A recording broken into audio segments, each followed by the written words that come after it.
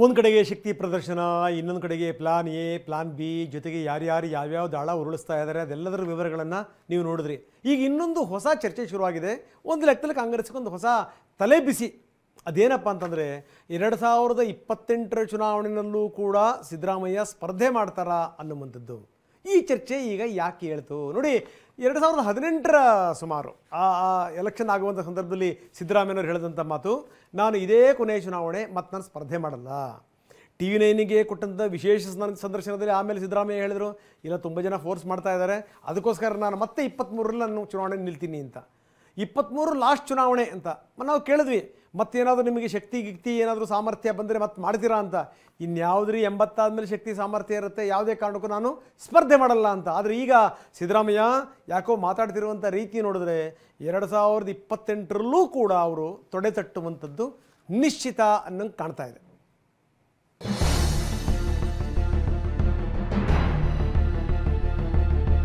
ಈ ಸಾರಿ ಕೊನೆ ಚುನಾವಣೆ ನಿಂತ್ಕೊತಾ ಇದ್ದೀನಿ. ಯಾಕಂದರೆ ನನಗೀಗಾಗಲೇ 75 ಆಗ್ತಾ ಇದೆ. ಚುನಾವಣೆ ಆಗೋಷ್ಟೊತ್ತಿಗೆ 76 ಆಗ್ಬಿಡ್ತದೆ. ಇನ್ನೊಂದು ಟರ್ಮ್ ಮುಗಿಯೋವರೆಗೆ 81 ಆಗ್ಬಿಡ್ತದೆ. ಆಮೇಲೆ ಆಗೋದಿಲ್ಲ. ಭಗವಂತ ಶಕ್ತಿ ಕೊಟ್ಟು ಮತ್ತೆ ಓಡಾಡೋಂಥ ಶಕ್ತಿ ಇದ್ರೆ 80ರ ಮೇಲೆ ಯಾವ ಭಗವಂತನೂ ಕೊಡಲ್ಲ. ಚುನಾವಣೆಗೆ ನಿಲ್ತಕ್ಕಂಥದ್ದು ಇದೇ ಕೊನೆ. ಆದರೆ ರಾಜಕೀಯದಿಂದ ನಿವೃತ್ತಿ ಆಗಲ್ಲ.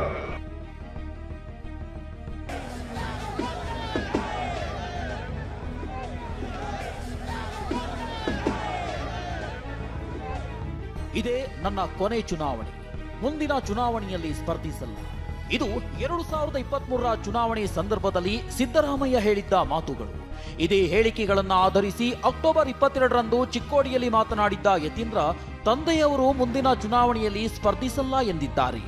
ರಾಜಕೀಯ ಕೊನೆಗಾಲದಲ್ಲಿದ್ದಾರೆ ಅಂತ ಹೇಳಿದ್ರು.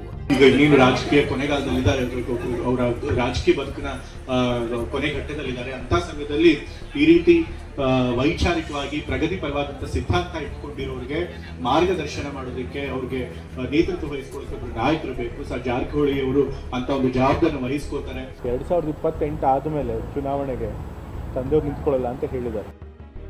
ಇದೇ ಯತೀಂದ್ರ ನೀಡಿದ್ದ ಹೇಳಿಕೆ ಕಾಂಗ್ರೆಸ್ ಮನೆಯಲ್ಲಿ ಕ್ರಾಂತಿ ಕಿಚ್ಚಿಗೆ ತುಪ್ಪ ಸುರಿದಿತ್ತು.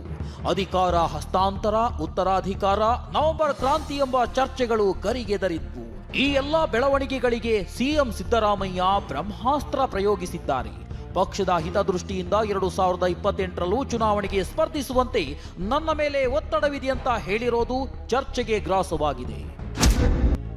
2028ರ ಚುನಾವಣೆಯಲ್ಲಿ ಸ್ಪರ್ಧಿಸಲ್ಲ ಅಂತ ಈ ಹಿಂದೆ ಹೇಳಿದ್ದೆ. ಆದ್ರೆ ನನ್ನ ಹಿತೈಷಿಗಳು 2028ರಲ್ಲಿ ಸ್ಪರ್ಧಿಸುವಂತೆ ಹೇಳ್ತಿದ್ದಾರೆ. ಯಾಕೆಂದ್ರೆ ನನ್ನ ಸ್ಪರ್ಧೆಯಿಂದ ಪಕ್ಷಕ್ಕೆ ಸಹಾಯವಾಗುತ್ತದೆ. ಆದರೆ ಈ ಬಗ್ಗೆ ನಾನಿನ್ನೂ ಯಾವುದೇ ನಿರ್ಧಾರ ಮಾಡಿಲ್ಲ ಅಂತ ಹೇಳಿದ್ದಾರೆ.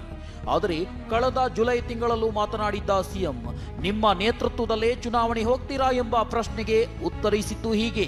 ನೀವೇ ಮುನ್ನಡೆಸ್ತೀರಿ ಅಂತ ಹೇಳಿದ್ರೆ ಸರ್, 2028ಕ್ಕೆ ಚುನಾವಣೆಗೆ ನಿಮ್ಮ ನೇತೃತ್ವದ ನೀವೇ ಮುನ್ನಡೆಸ್ತೀರಾ ಅಂತ ಹೇಳಿದ್ದೀರಾ ಅಂತ. 2023ರಲ್ಲಿ ಏನ್ ನಡೆಯಿತೋ ಅದೇ ರೀತಿ ನಡೆಯಿತು.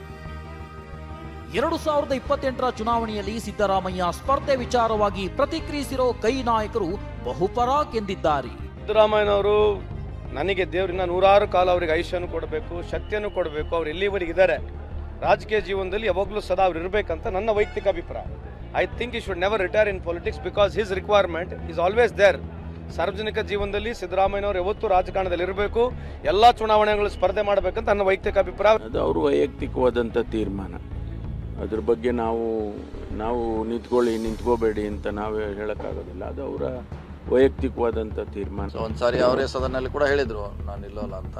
ಈಗ ನಿಲ್ತಾರೆ ಅಂದರೆ ನಿಲ್ಬೋದು. ಅದಕ್ಕೇನು ಸದನಲ್ಲಿ ಹೇಳಿದ್ದಾರೆ, ಭಾಷೆನಲ್ಲಿ ಹೇಳಿದ್ದಾರೆ ಅಂತದೇನು ಅದಕ್ಕೆ ಏನಂತ ನೀವು, ಅದು ರೂಲ್ಸ್ ಏನಲ್ಲ, ಅದು ಮಾನದಂಡ ಅಲ್ಲ, ಅವರ ವೈಯಕ್ತಿಕ ವಿಚಾರ ಅದು. ಉತ್ತರಾಧಿಕಾರಿ ಚರ್ಚೆ ಹುಟ್ಟುಹಾಕಿದ್ದ ಯತೀಂದ್ರ, ಈ ಬಾರಿಯೆಲ್ಲ 2028ಕ್ಕೆ ಸತೀಶ್ ಜವಾಬ್ದಾರಿ ವಹಿಸಿಕೊಳ್ಳಬಹುದು ಎಂದಿದ್ದೆ ಅಂತ ಸ್ಪಷ್ಟನೆ ನೀಡಿದ್ರು. ಸತೀಶ್ ಕೂಡ ನಾನು 2028ಕ್ಕೆ ಕ್ಲೈಮ್ ಮಾಡ್ತೀನಿ ಎಂದಿದ್ರು. ಇದೆಲ್ಲದರ ಮಧ್ಯೆ ಚುನಾವಣಾ ಸ್ಪರ್ಧೆಗೆ ಒತ್ತಡವಿದೆಯಂತ ಸಿಎಂ ಹೇಳಿರೋದು ಕುತೂಹಲಕ್ಕೆ ಕಾರಣವಾಗಿದೆ. ಮುಂದಿನ ಚುನಾವಣೆ ಯಾರ ನಾಯಕತ್ವದಲ್ಲಿ ಎಂಬ ಹೊಸ ಚರ್ಚೆಯನ್ನ ಹುಟ್ಟುಹಾಕಿದೆ.